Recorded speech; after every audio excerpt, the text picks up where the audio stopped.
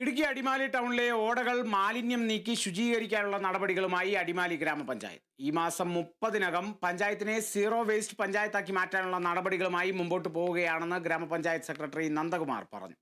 മാലിന്യം നിറഞ്ഞിട്ടുള്ള ഓടകളിൽ നിന്ന് മാലിന്യം നീക്കം ചെയ്യുമെന്നും സെക്രട്ടറി വ്യക്തമാക്കി.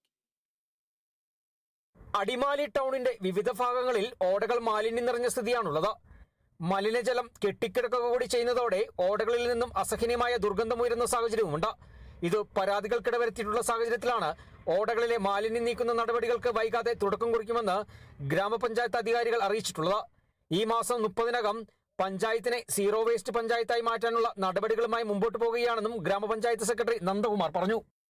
അന്താരാഷ്ട്ര സീറോ വേസ്റ്റ് ദിനമായ മാർച്ച് 30-ന് സംസ്ഥാന സർക്കാരുമായി സഹകരിച്ചുകൊണ്ട് കേരളത്തിലെ എല്ലാ തദ്ദേശ സ്വയംഭരണ സ്ഥാപനങ്ങളും മാലിന്യമുക്തം നവകേരളം എന്ന പദ്ധതി പൂർത്തീകരണത്തിലേക്ക് എത്തിക്കൊണ്ടിരിക്കുകയാണ്. അതിൻ്റെ ഭാഗമായി അടിമാലി ഗ്രാമപഞ്ചായത്തിലും വിവിധ തെരുവുകളും സ്ഥാപനങ്ങളും എല്ലാം ക്ലീൻ ചെയ്യുന്ന പ്രവർത്തനങ്ങൾ പുരോഗമിച്ചു വന്നു.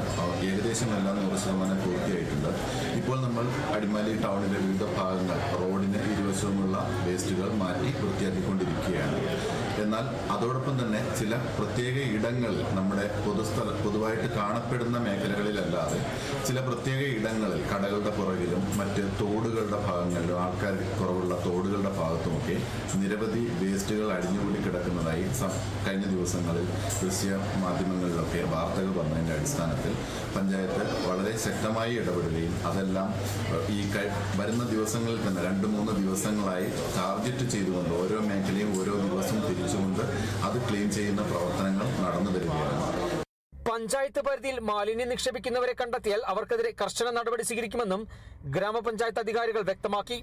അത്തരക്കാരിൽ നിന്നും പിഴ ഒടുക്കുക മാത്രമല്ല, പ്രോസിക്യൂഷൻ നടപടികളിലേക്ക് കടക്കും. ടൗണിലെ ഓടകളിലേക്ക് മാലിന്യം നിക്ഷേപിക്കുന്നത് ശ്രദ്ധയിൽപ്പെട്ടാൽ അക്കാര്യം പൊതുജനങ്ങൾക്ക് പഞ്ചായത്തിന്റെ ശ്രദ്ധയിൽപ്പെടുത്താവുന്നതാണ്. മാലിന്യ നിക്ഷേപ സംസ്കരണ കാര്യങ്ങളിൽ പൊതുജനങ്ങളും വ്യാപാരികളും പഞ്ചായത്തുമായി സഹകരിക്കണമെന്നും ഗ്രാമപഞ്ചായത്ത് സെക്രട്ടറി പറഞ്ഞു.